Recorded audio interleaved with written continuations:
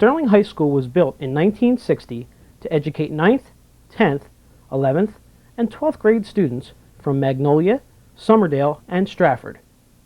A limited-purpose regional school district, Sterling was expanded in 1968 with the addition of the music area, rooms 3 and 4, and the extension of the 100, 200, and 300 hallways. In 1984, Sterling's third bond referendum for $1.36 million was approved. This allowed for the resurfacing of the parking lot, new sidewalks, a new roof, and the breezeway enclosure. 14 years later, we find ourselves in need of our fourth bond referendum. Once again, we are in need of a new roof. Our roof has outlived its 10-year warranty.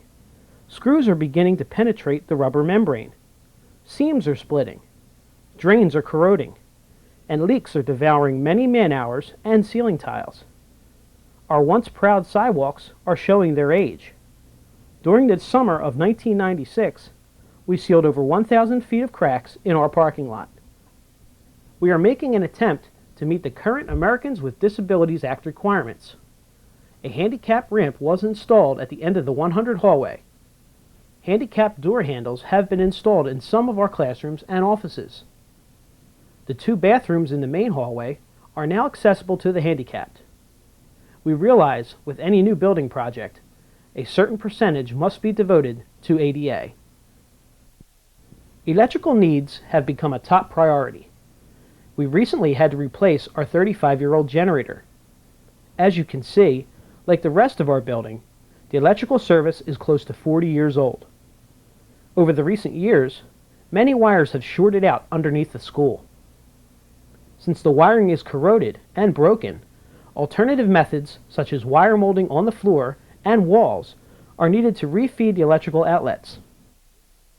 We do not have any additional upgradable load to meet the needs of today's electrical requirements. The wire molding on the floor does create some safety problems that we need to address. During the 1995-96 school year, the gas company came in and shut off our service due to the fact that we had a number of gas leaks underneath the floor of the school. Since it was impractical to jackhammer the floor, we were forced to run the gas lines overhead to service our science labs. Unfortunately, we still have gas lines under the school that will need replacing. Our 3 boilers are 1950 vintage.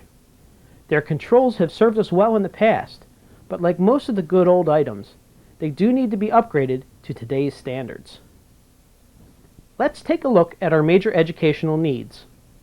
Since 1970, we converted classrooms to the following facilities: a PI special education classroom, 2 ED special education rooms, a child study team office, a conference room, a guidance office that used to be 2 classrooms, an athletic trainer's office, a television studio for Channel 18, and 6 computer labs.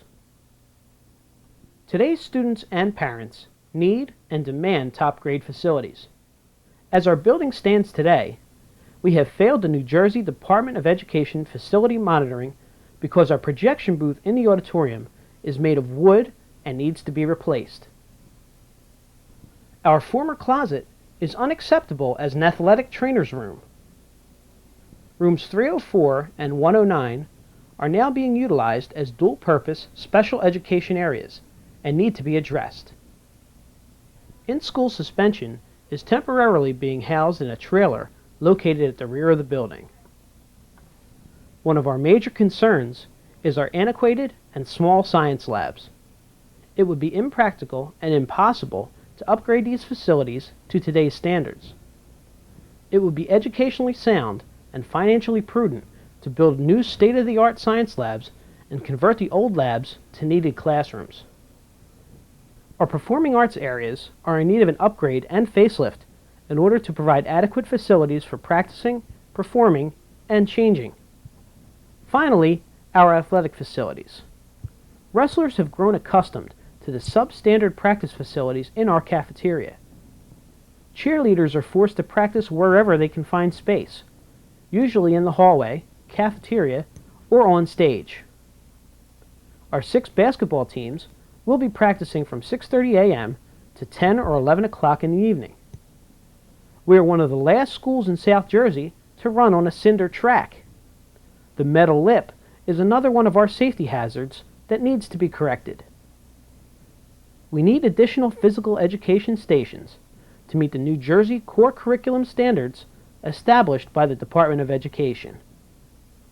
We have many needs to prepare our students for life in the 21st century. We are working hard to upgrade our curricular needs and staff training. We must now upgrade our plant and facilities to maintain everyone's high expectations. We want to work together to make the educational experience a vital part of the Sterling community.